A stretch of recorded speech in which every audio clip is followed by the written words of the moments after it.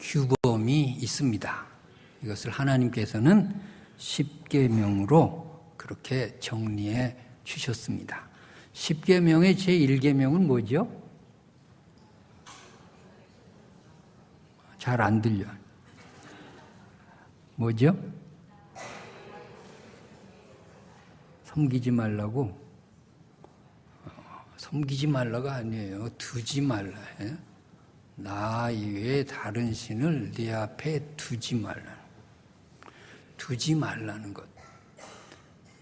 그러니까 나와 하나님 사이에 신앙이 뭐냐 하면 아무것도 없어야 돼요.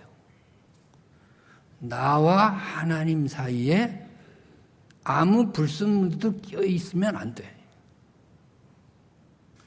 그래서 신앙은 하나님과 내가 투명해야 돼요. 뻥 뚫려 있어야 돼요. 그래야 우리가 하나님을 섬기게 되고 하나님만 따르게 되고 하나님의 뜻을 받들게 되어 있어요. 나 이외에 다른 신들을 내 앞에 두지 말라.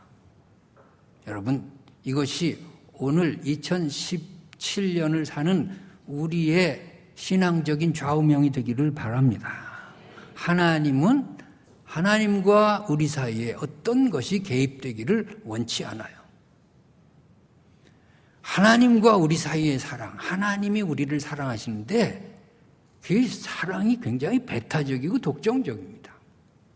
그것이 사랑이죠. 여러분 누구를 사랑해 봤습니까? 그러면 배타적이 돼요. 독점적이 돼요.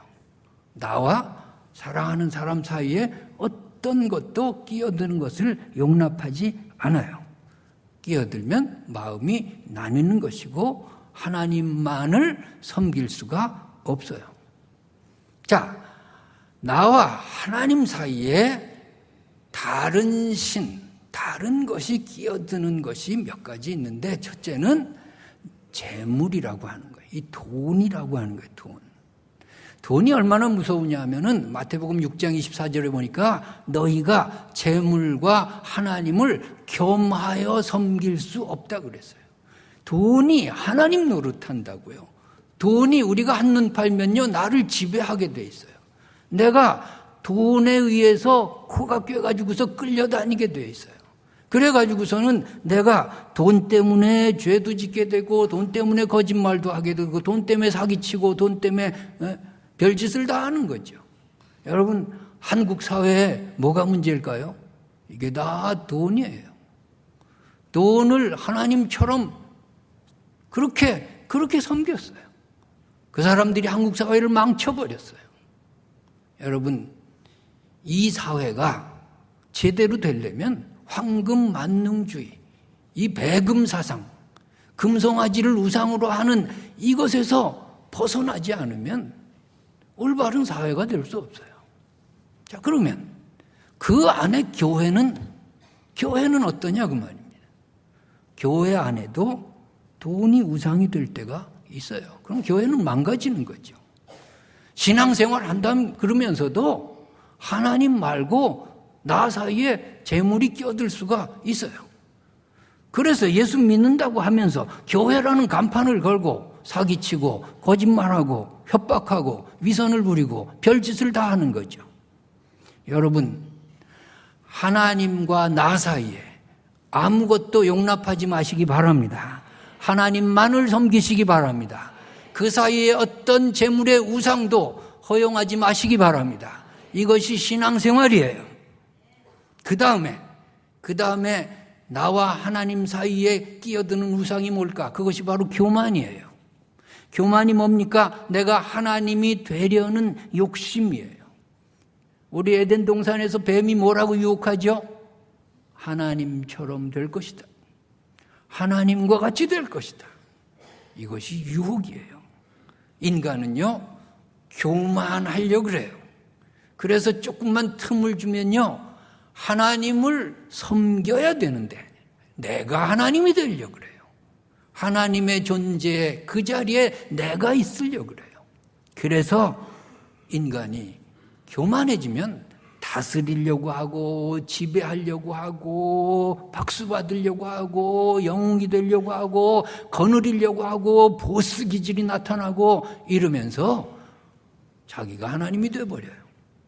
어느덧 누구도 나를 질책할 수 없고 회개하라고 말할 수도 없는 상태가 되어버리면 그 사람은 망가지는 거죠. 오늘 세례 요한의 외침이 있어요. 오늘 본문의 세례 요한의 외침은 두 가지로 분석할 수 있어요. 첫째는 재물을 하나님보다 사랑하지 말라는 거예요. 하나님 이외에 재물을 우상처럼 숭배하지 말라는 거죠. 11절에 보니까 이런 말씀이 있어요. 옷 두 벌이 있으면 나눠라. 먹을 것도 그렇게 하라. 왜? 재물이 하나님 되는 것을 용납하지 말라는 거죠. 13절에 보니까 세리들에게 이렇게 말합니다. 부과된 세금 이외에 거두지 말라. 세금 이외에, 부과된 것 이외에 거두면 다 자기가 횡령하는 것이죠. 그렇게 하지 말라는 거예요. 그러면 재물을 하나님처럼 섬기는 것이고 네가 망가진다는 것이고, 그렇게 하면 하나님을 섬기는 것이 아니라는 거예요. 14절에 보니까 군인들에게 뭐라고 말합니까? 강탈하지 말라. 강탈은 뭐예요? 군인들이 힘이 있고 총칼이 있으니까 빼앗는 거죠. 힘으로 빼앗지 말라는 거죠. 또 거짓 고발하지 말라는 거예요. 거짓 고발해가지고서는 위협을 주고서 그 다음에 돈 얼마 주면 빼줄게. 이렇게 하지 말라는 거예요. 이런 것들이 다 뭔가요? 하나님 말고 다른 우상들이, 재물이 내 우상이 돼서 죄를 범하는 것이에요. 금료, 받는 금료를 족하게 여겨라. 뭐 군인들이 예나 지금이나 뭐 그렇게 뭐 금료가 족하겠어요. 그러나 그것으로 만족한 훈련을 하라고 하는 것입니다. 여러분, 재물은 가만히 놔두면 하나님 노릇하게 되어 있습니다. 주님의 말씀으로 내가 신앙적인 자세를 견고히 해서 재물을 다스리며 사시기 바랍니다. 또 세례 요한의 외침은 뭘까요? 교만을 다스리라고 하는 거예요. 세례 요한은 나는 메시아가 아니다, 이렇게 말합니다. 군중들은 세례 요한을 메시아일까 생각합니다. 메시아일까? 그럼 내가 메시아다고 한마디만 하면 메시아가 되는 거죠. 그런데 세례 요한은 하나님의 자리, 메시아의 자리를 꿰차지 않습니다. 나는 메시아가 아니다. 16절에 보니까 나는 그의 신발끈 풀기도 감당하지 못하겠다. 여러분, 대단하죠? 대단해요. 그는 대단한 인물이고 유명세를 타는 상황에서도 하나님의 자리를 꿰차지 않는 거예요. 교만하지 않는 거예요. 하나님과 나 사이에 어떤 불순물을 용납하지 않는 거예요. 2017년 우리의 신앙생활의 목표가 다른 신을 내 앞에 두지 않는 것이 되었으면 좋겠습니다. 재물을 하나님보다 더 섬기지 않았으면 좋겠습니다. 모든 소유가 하나님의 것이라고 고백하며 새해를 시작하시기 바랍니다. 그렇게 할 때에 우리는 하나님 앞에 당당하게 11조 생활도 할 수 있고 감사헌금도 할 수 있고 구제도 할 수 있고 모든 것을 섬길 수 있어요. 내가 내 것이라고 움켜쥐면 바칠 것은 아무것도 없고 헌신할 것도 아무것도 없어요. 하나님의 모든 은혜라고 생각할 때 우리에게 헌신할 마음도 있고 바칠 마음도 주어지는 것입니다. 하나님이 참신이고 하나님만이 내 경배의 대상이고 하나님만이 내 하나님이라고 고백할 때에 하나님은요 우리에게 필요한 모든 것을 영육간에 채워주실 줄로 믿습니다. 돈이라는 것은요 정말 위험해요. 내가 학교 건축할 때 보니까 이 재물이 하나님 노릇해요. 내가 정신을 조금만 딴짓해도요 재물이 그냥 하나님 노릇하는 거예요. 150억 공사를 해야 되는데 돈이 1억밖에 없어요. 돈이 없으니까 걱정이 돼요. 돈이 있어야 건물을 짓는 거 아니에요. 그런데 헌금이 들어오고 모금이 들어오고 막 들어오는데 내가 1억이라도 만져봤어야지. 돈이 쌓이니까요. 걱정이 더 돼요. 조금만 한눈을 파면 죄짓게 돼 있어요. 건축이라는 게 그래요. 얼마나 더 기도가 필요합니까? 얼마나 철저하게 나 자신을 단련시켜야 됩니까? 하나님만이 내 하나님이십니다. 재물에 대해서 내가 조금도 틈을 주지 않으려면 얼마나 신앙적으로 바른 자세로 나가야 되겠습니까? 더더욱 참 위험할 때가 이런 거예요. 고에게 돈을 들고 나에게 직접 찾아와요. 아니, 행정실에 갖다 주고 계좌로 넣어버리고 그 다음에 얼마 했습니다 오면 얼마나 편해요. 돈을 이만큼 갖다 놓고 헌금하고. 여러분, 그렇게 하지 마세요. 교회도 그렇게 하면 안 돼. 헌금할 때는 헌금하시기 바랍니다. 목사 앞에 돈 가지고 오지 마시기 바랍니다. 그렇게 하고 얼마 했습니다라고 쪽지에다 줄 수 있어요. 돈은 주인 노릇하게 돼 있어요. 내가 하나님 이외에 다른 신을 내 앞에 두지 않겠다. 철저하게 다짐해서 재물을 다스리시기 바랍니다. 재물을 다스릴 때 하나님이 갑절에 축복을 해 주실 줄로 믿습니다. 그 다음에 우리가 다스려야 될 것이 교만을 다스리는 거예요. 우리는 자꾸 내가 하나님 노릇하려고 그래요. 내가 하나님 노릇해서 내가 박수받고 내가 칭찬받고 내가 결과물에 대해서 내가 했다고 자꾸 사람들에게 알려주길 바라요. 이런 것이 바로 우상숭배예요. 내가 하나님 노릇하는 것, 거기로부터 내가 해방되어야 제대로 하나님을 섬길 수 있어요. 다윗은 왕이에요. 그런데 나단 선지가 한마디 하니까 납작 엎드려요. 곧바로 회개해요. 왕이 무슨 짓을 못해요. 그러나 하나님의 선지자가 너 잘못했어. 너 회개해. 너 죄인이야. 너 그러면 안 돼. 거기서 곧바로 돌아서요. 곧바로 눈물 흘려요. 회개해요. 그래서 다윗이에요. 그래서 다윗이 어떻게 됐죠? 최고의 성군으로 하나님이 높여주셨어요. 여러분, 교만하지 마시기 바랍니다. 교만할 때에 내가 왕이 되는 것이고 하나님이 필요 없어지는 것이고 그 인생은 망가지는 거예요.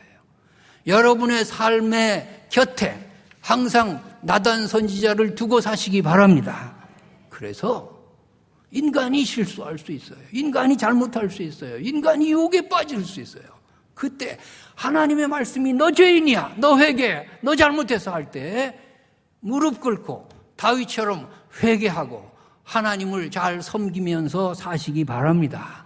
자, 그러려면 우리가 무엇을 해야 되느냐?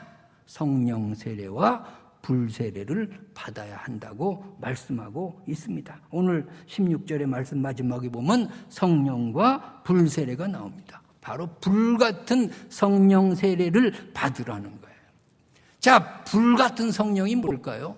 불의 속성이 있어요. 불은 첫째로 어두움을 밝히는 속성이 있어요. 여러분, 여기가 왜 밝죠? 불이 있어서 밝은 거예요. 이거 꺼지면 어둠이 있어요. 어두운 내 마음, 죄악된 내 마음, 부정한 내 마음, 거기에 하나님의 말씀의 불, 성령의 불이 비춰지기를 바랍니다. 그래서 내 죄가 드러나고 내 허물이 드러나고 성령의 불로 내 죄가 고백이 되어야 하나님의 축복이 임할 줄로 믿습니다. 또 불은 부정한 것을 치료하고 상처를 치료하는 기능이 있습니다. 우리가 영화 같은 데 보면 그 상처 입은데 불로 우선 찢어요. 그리고서 수술을 해요. 불, 성령의 불로 내 죄악이 태워지고 찢어지고 사라지는 축복이 있기를 바랍니다. 그래서 항상 성령을 환영하고 성령이여 나를 고쳐주시옵소서, 치료해 주시옵소서 기도하시기 바랍니다. 불은 또 따뜻한 온기를 가지고 있습니다. 불이 있어야, 성령의 불이 있어야 우리가 온기, 사랑, 생명을 살리는 일을 할 수가 있습니다. 자, 성령의 불세례, 이것이 필요한 것입니다. 내 마음을 성령께서 지배하고 내 마음을 성령께서 주관하시고 성령께서 내 마음을 하나님 한 분 이외에 다른 신을 두지 않도록 그렇게 나를 드리는 훈련을 해야 되겠습니다.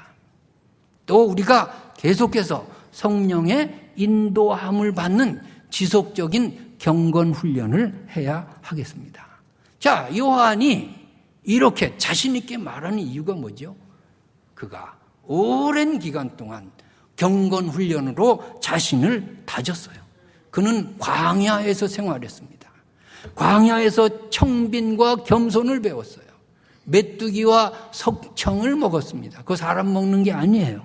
그런데 그는 그것을 먹으면서 청빈이 무엇인가, 재물을 하나님으로 절대로 두지 않는 훈련을 오래 계속 했어요. 그 재물에 대해서 자신 있게 외치는 거죠. 회개하라고. 그는 겸손을 배웠어요.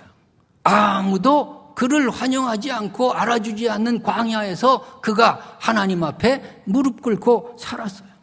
그래서 그는 명예가 주어질 때도 나는 메시아가 아니라고 자신 있게 말할 수 있었어요. 여러분, 경건훈련은 순간적으로 되는 것이 아니에요. 순간적인 충격으로 신앙생활이 다 되는 것이 아니에요. 오랫동안의 경건훈련, 성령의 인도함을 받으시기 바랍니다. 그것을 위해서 예배도 필요하고 말씀 공부도 필요하고 기도 시간도 필요하고 우리의 모든 섬김이 필요할 줄로 믿습니다. 저는 국민학교 때, 초등학교 때 기계체조 선수였어요. 왜 안 믿어? 내가 5학년까지 기계체조 선수야. 한 3년 동안. 근데 내가 하고 싶어 한 게 아니라 우리 체육 선생님이 너 재주가 있다고 그러고 뽑은 거야. 그런데요, 그때 기계체조는 뭐 별것도 아니야. 그냥 마루라 그래가지고 이렇게 해서 거기에서 이제 각종 뭐를 하는 거고, 또 뜀틀이라고 해서 한 1m짜리 그걸 탁 찍고 공중에서 한 2바퀴 도는 거예요. 2바퀴 도는데, 근데요, 그 좋은 성적을 내기 위해서는 얼마나 훈련해야 되나 몰라. 이 운동선수들 불쌍해요, 불쌍해. 상체 훈련한다고 우선 하는 게 물구나무 서기예요. 물구나무 서기하고 팔굽혀펴기를 하루에 100번, 200번 막, 두들겨 맞기도 많이 맞고, 하체 운동한다고 그 토끼띠 뛰고 달리기 하고 그게 일상이에요. 그리고 이 기계체조는 허리가 유연해야 돼요. 그래가지고 식초 먹고 계란을 그냥, 옛날 계란 어떻게 먹는 줄 알아요? 젓가락으로 여기 탁 구멍 내고 저기 탁 구멍 내고 빨아먹는 거야. 그렇게 해가지고 유연한 허리를 만드는 거야. 내가 지금도 유연한 게 옛날에 기계체조에서 그래요. 그래서 그렇게 열심히 연습하고 해도 실제 시합에 나가면요, 제 성적을 못 내요. 200% 연습했는데 100%도 안 나와요. 항상 불만이에요.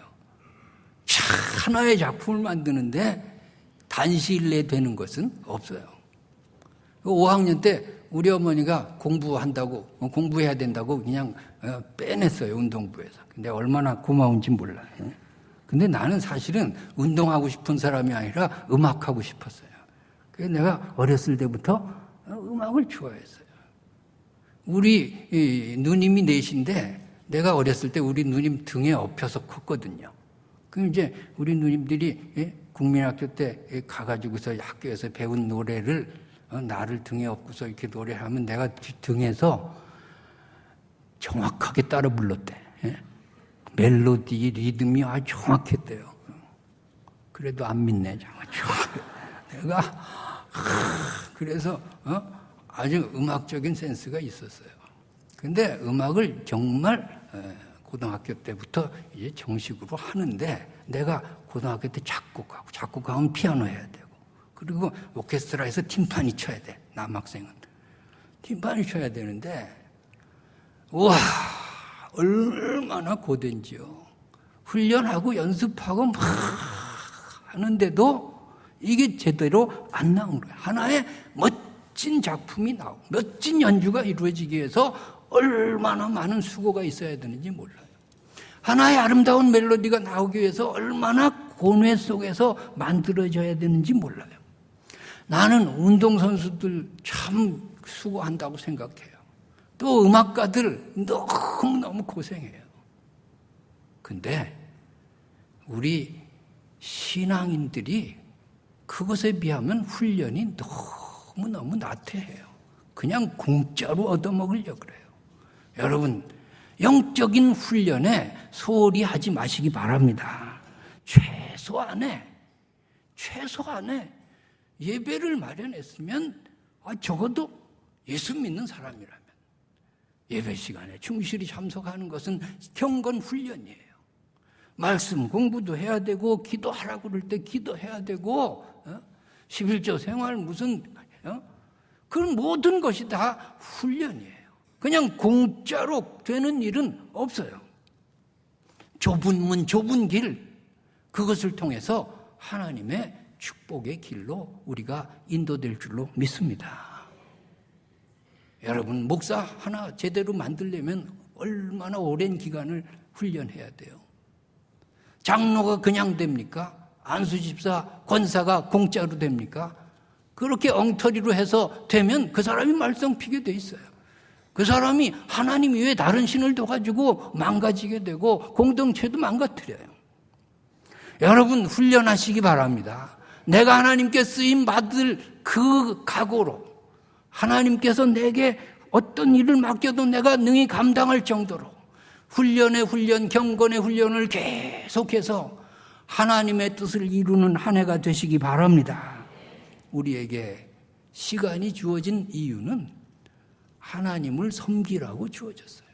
나 이외에 다른 신을 두지 않는 이것이 2017년에 우리의 신앙의 목표, 우리 교회의 목표가 되기 위해서 우리가 경건훈련에 힘쓰고 하나님 말씀 사랑하고 예배 자리를 지키고 주님 앞에 모든 것을 헌신하고 바치는 그런 훈련에 매진하는 한 해가 되기를 주님의 이름으로 축복합니다.